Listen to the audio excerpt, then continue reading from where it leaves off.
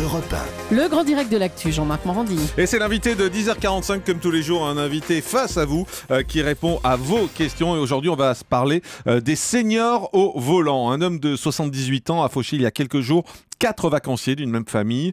Immédiatement placé en garde à vue, le conducteur a déclaré qu'il avait perdu le contrôle du véhicule. Ce genre de fait divers n'est hélas pas rare. Alors faut-il contrôler les seniors qui prennent le volant? Et en particulier, on parle d'un contrôle pour les plus de 70 ans ou ces contrôles systématiques. Est-ce de la discrimination? Qu'en pensez-vous? 39-21. Pierre Chasseret, bonjour. Bonjour. Vous êtes directeur général de l'association 40 millions d'automobilistes. Est-ce qu'on peut conduire à tout âge? Oui, et on est très inégaux face à l'âge.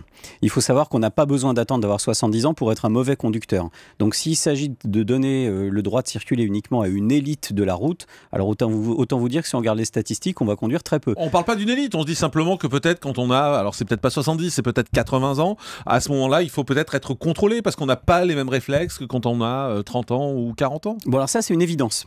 Ça, c'est sûr. Maintenant, il faut regarder les chiffres. Ce qui est sûr, c'est quoi? C'est qu'il faut contrôler ou qu'on n'a pas les mêmes réflexes? Ce qui est sûr, c'est qu'on n'a pas les mêmes réflexes et qu'évidemment, quand on vieillit, bien sûr, tout le monde le sait et tout le monde en a conscience. Bien sûr que nos capacités diminuent un peu. Mais les personnes âgées s'en rendent compte. Et d'ailleurs, ils compensent ce risque, d'ailleurs, par des trajets limités. Certains ne conduisent plus de nuit. Certains font des plus petits kilométrages. Bref, c'est ce qui fait qu'aujourd'hui... Mais d'autres le font, en revanche. On connaît tous des gens on a des gens qui sont un peu âgés et qui conduisent alors qu'on sait que c'est dangereux. Ouais, combien ça coûte? Combien ça coûterait de mettre en place un contrôle médical en France? Ça va être un gouffre financier que ne veulent pas assumer les médecins généralistes. Pourquoi? Parce que la relation qu'ils ont avec leurs patients est aussi une relation de client. Comment peuvent-ils se permettre de dire à celui qui est leur patient: monsieur, vous ne conduirez plus? Ils ne veulent pas le faire, ils veulent que ça passe par des commissions médicales si ça se fait. Et passer donc ça coûterait trop cher, c'est ce que vous dites? Un gouffre financier. Gouffre financier, mais en même temps, quand on voit cet homme de 78 ans qui fauche 4 vacanciers d'une même famille, on se dit que le prix de la vie humaine... Oui, mais en même temps, celui-là est passé dans les médias et puis combien sont passés à côté? Si les assureurs donnent des bonus aux gens qui sont les plus âgés, c'est bien qu'ils ont le moins d'accidents. Donc attention, parce que c'est vrai que c'est un fait divers qui est terrible. La famille qui est endeuillée aujourd'hui, c'est juste catastrophique pour elle. Et bien sûr qu'on peut réagir à chaud et se dire il faut aussitôt prendre des mesures. Mais alors dans ce cas-là, je vous dis, s'il faut prendre des mesures contre tous ceux qui sont dans les catégories les plus accidentogènes, plus personne ne roule sur la route. Alors 39-21, on va aller au standard parce que ça vous fait énormément réagir, bien évidemment. Bonjour Serge. Bonjour. Bienvenue sur Europe 1, vous êtes moniteur d'auto-école. Oui, depuis 30 ans. Et vous pensez qu'il faudrait contrôler les plus âgés? Ah bah oui, bien sûr. Regardez-moi, qui suis moniteur d'auto-école, j'ai 65 ans là cette année. Ouais. Je travaille depuis 30 ans. Je passe une visite médicale tous les 2 ans. Qu'est-ce que j'ai de plus ou de moins qu'une personne qui a 70 ans, qui pourrait être même accompagnateur en conduite accompagnée, et tous les samedis, tous les dimanches, quand on conduit, je suis motard aussi, ils ouvrent leur portière n'importe comment, ils peuvent plus se retourner, ils peuvent plus... Bon, bien sûr qu'ils diminuent, bien sûr qu'ils ont moins d'accidents que le commun, mais ce qui se passe, c'est que on les évite. On les évite. Si on les évitait pas, moi je vous dis que le samedi, quand il y a jour de marché, j'en renverserai au moins 3 ou 4 dans la matinée. Alors, réponse de Pierre Chasseret. Serge, vous êtes moniteur d'auto-école, donc vous connaissez les problématiques de sécurité routière mieux que personne. Et vous savez ça. Et vous savez certainement aussi, par exemple, que vous évitez aussi beaucoup de jeunes, entre 18 et 25 ans, qui décèdent du fait de l'alcool au volant, 30% des accidents mortels. Mais on les voit pas. On les voit pas, mais c'est eux qui meurent, Serge. C'est eux qui meurent sur les routes. On ne les voit pas, ceux-là. Moi, ça fait 48 ou 49 ans que j'ai le permis. Je n'ai jamais eu le moindre problème. Jamais avec un jeune. J'ai des problèmes à côté de chez moi. Il y a une dame, une charmante dame qui a 86 ans. Elle prend sa voiture, elle sort de sa cour sans regarder, elle va renverser. Moi, j'ai arrêté d'enseigner la moto parce que je me suis trouvé trop âgé. Vous voyez ? Donc, et je passe des visites médicales tous les 2 ans. J'ai envie de travailler parce que c'est mon boulot, puis moi je voulais pas entendre parler de retraite, mais c'est mon problème. Ce qui se passe, c'est que moi je suis obligé de passer une visite alors que je m'entretiens, que je fais tout ce qu'il faut pour être apte. Je n'ai jamais eu j'ai jamais fait un constat à l'amiable de ma vie, vous voyez. Ouais, alors, Pierre Chasseret, ils en font, mais le problème, il est là. Pierre Chasseret vous répond et ensuite on prendra Lucette. Elle a 83 ans et elle conduit. Mais allez-y, Pierre. Serge, je suis désolé, c'est un gouffre financier cette visite. Oui, mais vous parlez finances de l'État. C'est à l'État de se débrouiller. Nous, on paye bien des visites médicales qui nous coûtent la peau des fesses et qu'il faut payer en liquide. Alors, Serge, il y a des choses que je ne comprends pas. Voyez. Serge, s'il vous plaît, on est dans un véhicule à plusieurs places. Serge. Allez-y, réponse rapide et on prend Lucette après. Attention un petit peu. Il faut faire très attention. Cette commission médicale pour tous est un gouffre financier. Est-ce que l'État des finances de nos pays... On parle de sécurité, arrêtez de nous parler d'argent, on parle de vie humaine. Moi, je peux vous dire qu'on va... Alors, on va régler le problème de la sécurité routière en créant des suicides à la maison. La journée, pendant 10 heures, vous verrez, vous parlerez plus de la même façon. Merci Serge, en tout cas, d'avoir dit sur Europe 1. On va prendre Lucette, je vous l'ai dit. Bonjour Lucette. Bonjour Jean-Marc. Bienvenue sur Europe 1, vous avez 83 ans. Oui. Vous avez passé votre permis en quelle année? En 1955. En 1955, et aujourd'hui vous conduisez encore? Oui, mais j'ai réduit ma façon de me déplacer. Maintenant, je pourrais dire que je roule utile, parce que j'ai conscience de mon âge. J'ai également conscience que j'aurais sûrement moins de réflexes si j'avais un pépin. Mais je continue de faire mon circuit. Bon, je dirais que je fais maintenant un rayon de 30 km.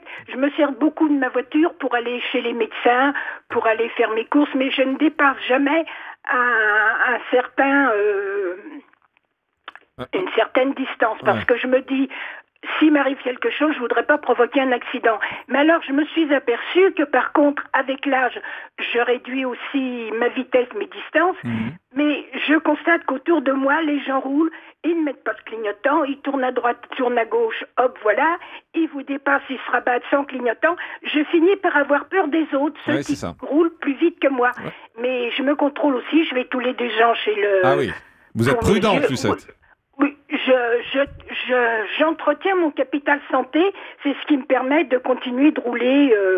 Bon, j'ai conscience que je deviens vieille, mais je suis encore capable d'évaluer mes capacités et ça me rend service, la voiture. Et vous faites attention, en tout cas, Lucette, et c'est ça le principal. Merci de nous avoir appelés. On va prendre Claire. Bonjour Claire.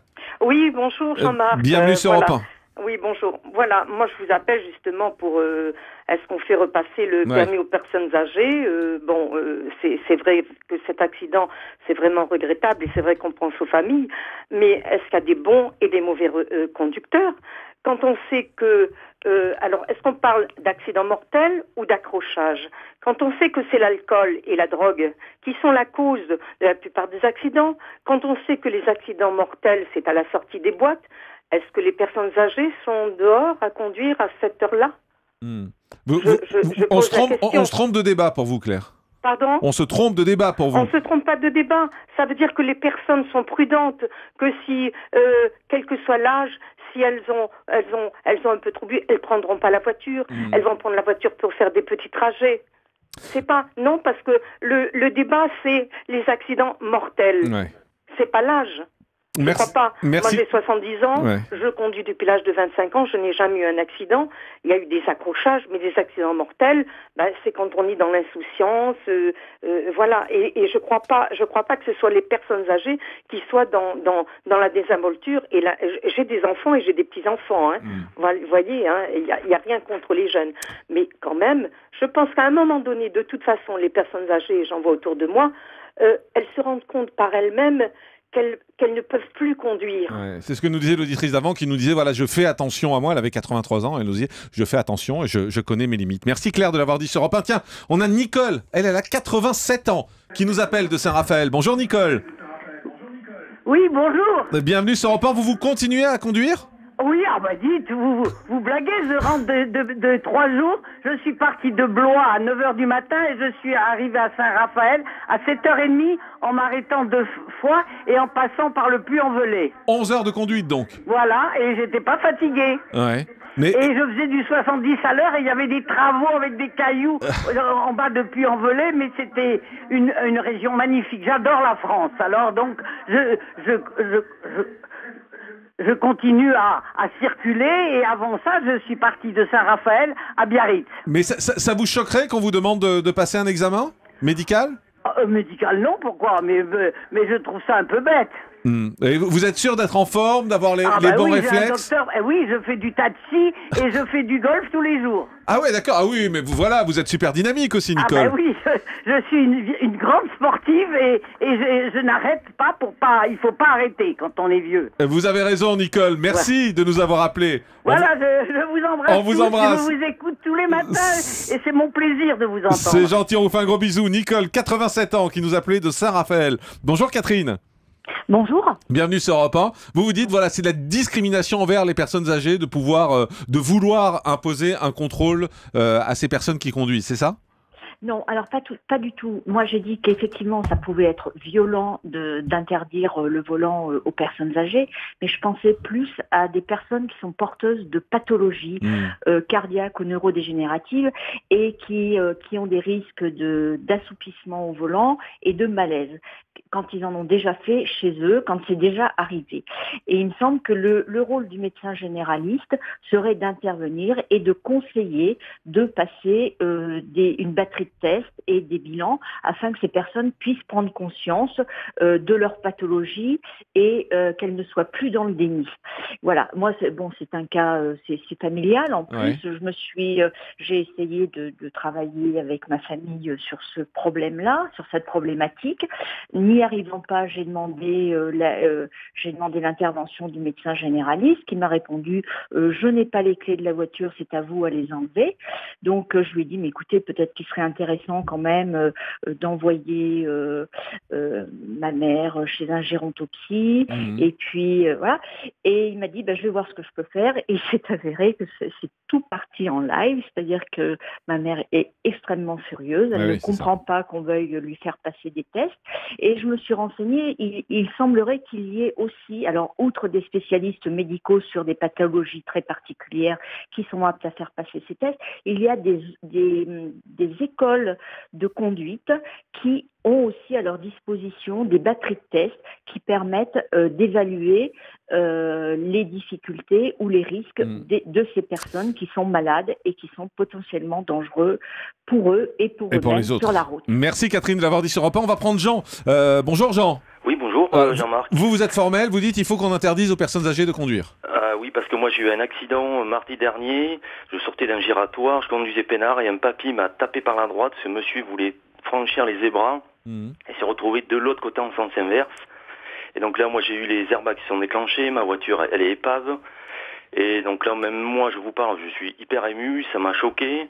Et donc il va falloir que je rachète une nouvelle voiture.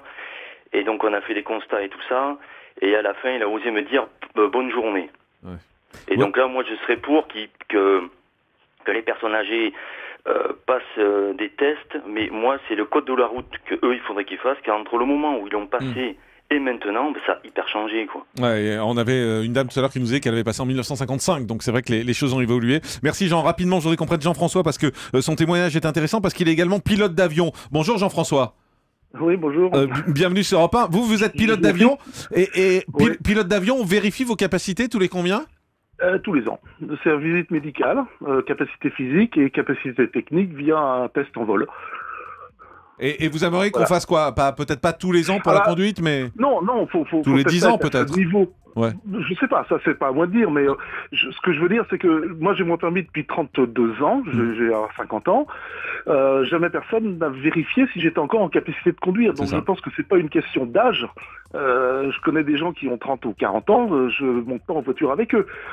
J'ai un ami qui a 73 ans, je monte en toute confiance avec lui. C'est ça. Voilà, donc il s'agit pas peut-être de faire un contrôle tous les ans, ça serait peut-être un petit peu exagéré pour les voitures, mais il est anormal que j'ai mon permis depuis 32 ans et que jamais personne n'ait vérifié que j'ai les capacités physiques et techniques de conduire mon véhicule. Voilà. La voie de la sagesse. Merci Jean de l'avoir dit sur Europe 1. Merci Pierre Chastré d'avoir été avec nous. Faut-il interdire le volant aux seniors ?